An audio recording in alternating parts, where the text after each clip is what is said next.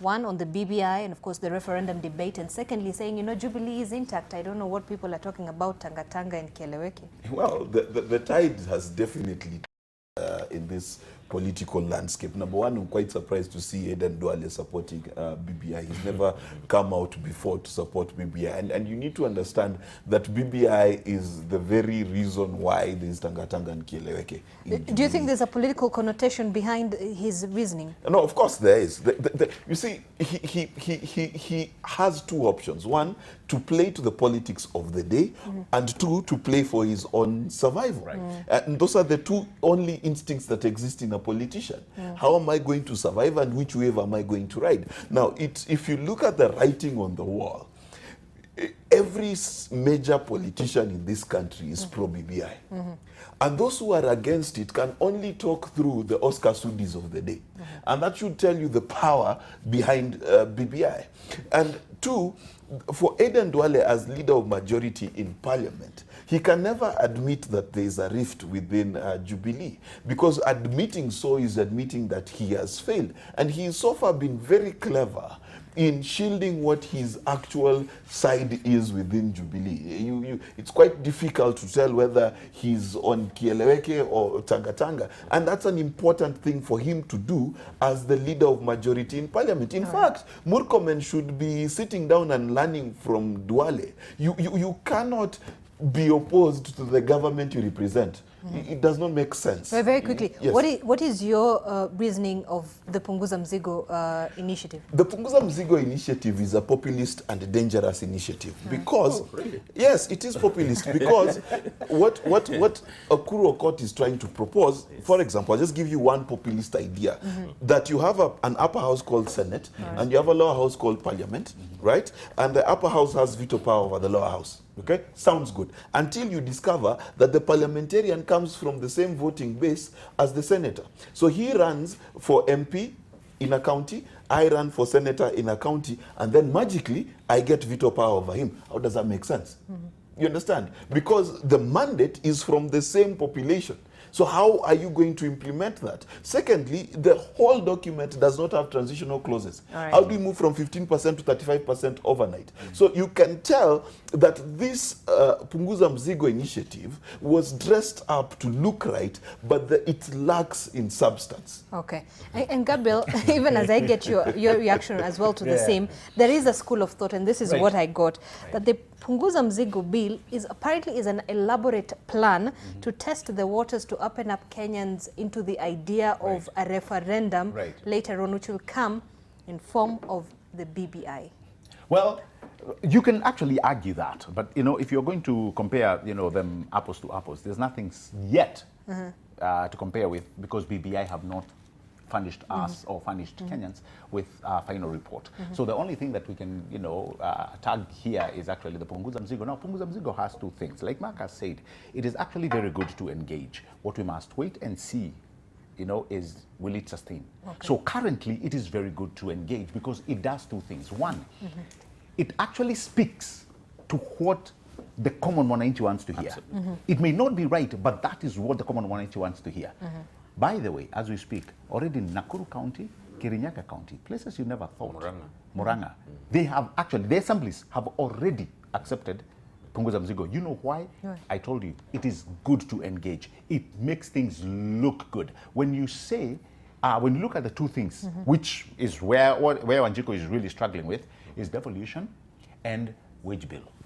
It tells you, even if it does not outline clearly, it tells you we are going to reduce this wage bill. Even if it doesn't tell you how, but you can see already you are overrepresented, and this is where this is the problem, and this is the person who has actually taken us on that line. But look so at it Mwananchi is already listening to it. When you come to devolution, actually, every MCA, any self-respecting MCA will support it. Any self-respecting governor will support it. You know why? From 15%, even though Mark is telling us there's no way, you know, he doesn't see how it will go. But they will tell you the government has money at this point. And that is what Mwananchi will listen to. So they're telling you from 15% to 35%. Again, very good to engage. When you look at what I told you earlier on, the wage bill, also very good. It is very attractive in mashinani. So what we need, and we must wait and see, is what BBI will propose. And from there, then we'll actually be able to collate both and say, where do we go? Even though, a court has actually cleverly started bringing something again, which is quite engaging. He's saying, we are of Punguza Mzigo, they are of Ongeza Mzigo. So at this point, don't give Punguza Mzigo a lot of weight to the common Manichi, because he'll end up choosing it. Because to him, I want to save, and I know I'm overrepresented. They won't think, you know, the Punguza Mzigo. Right. Because, like I told you, it is actually very good to engage. Let's not reduce Wanjiku to popular rhetoric and sentiment. When Wanjiku discovers that he or she is a Mbere, is a Kurian, and they're being put in a county where they will never see the corridors of power ever again, will they agree for their constituency to be gone?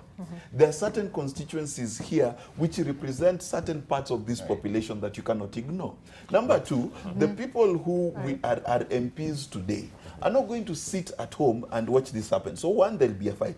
And two, even if Punguza Muzigo goes through, what will all those 200 plus MPs who are jobless now do? They'll go to run to be MCAs, because that's where the power is. There's nothing wrong with that. No, I'm not saying there's something wrong. I'm just saying that the thing about, and the rhetoric I am seeing everywhere about Punguza Mzigo, it's purely superficial. We've not gone into the tenets of one man, one vote. And here's what I mean.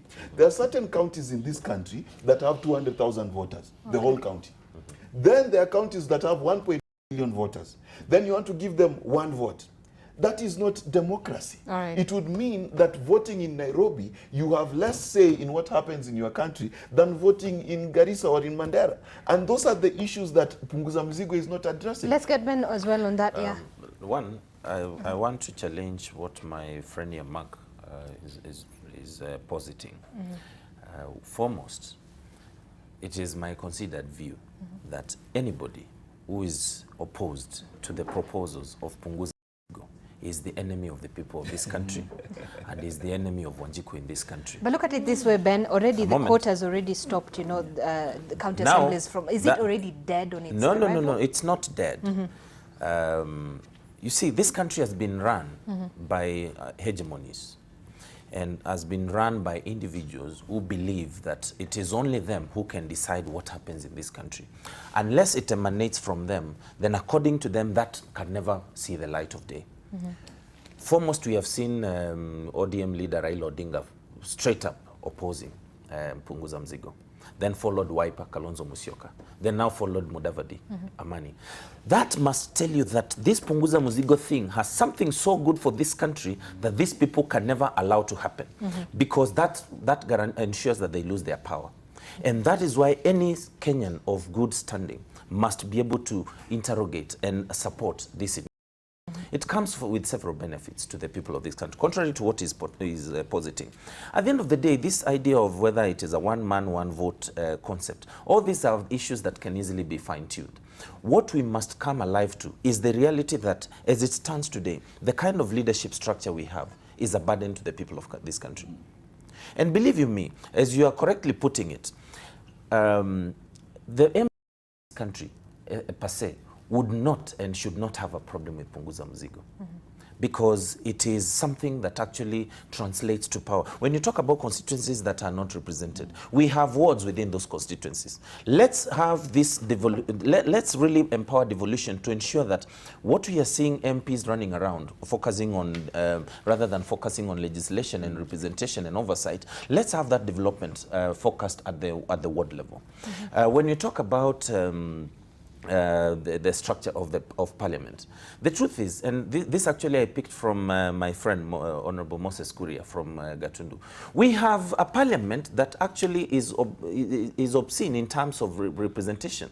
In fact, he had a challenge one time when they went into when they first went into parliament. That was this new parliament in 2017.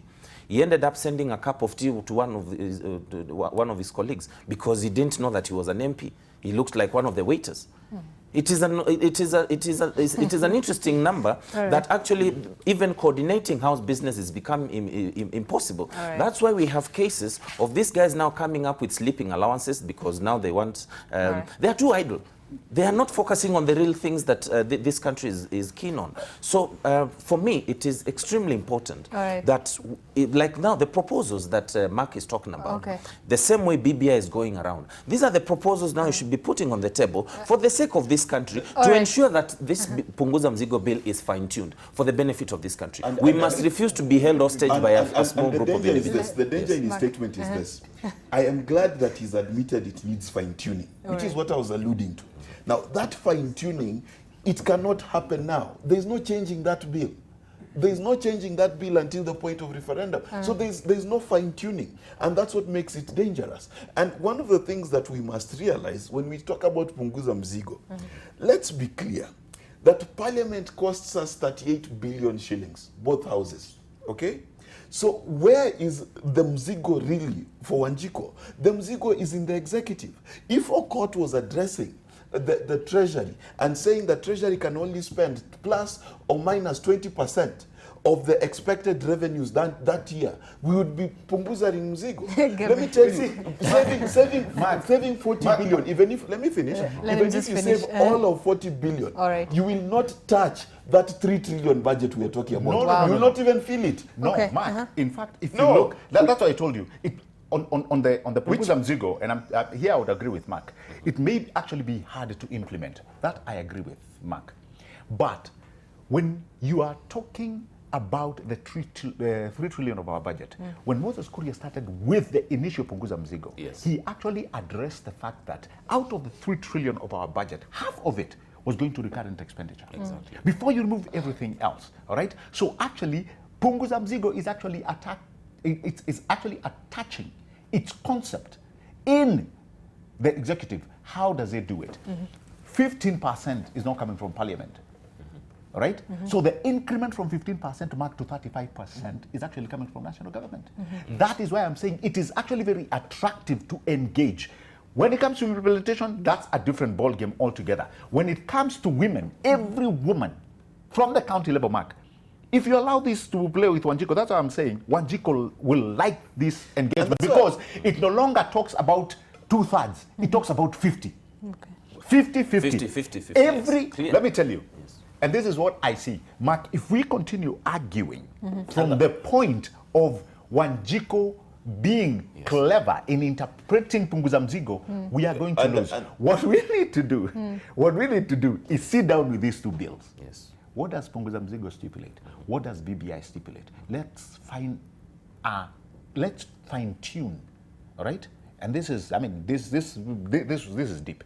Let's fine tune that which will work for Wanjiko, not for politicians. Let's fine tune a referendum or going through changing our constitution that is Wanjiko driven. Anything else, and I guarantee you, anything else will not see the light of day.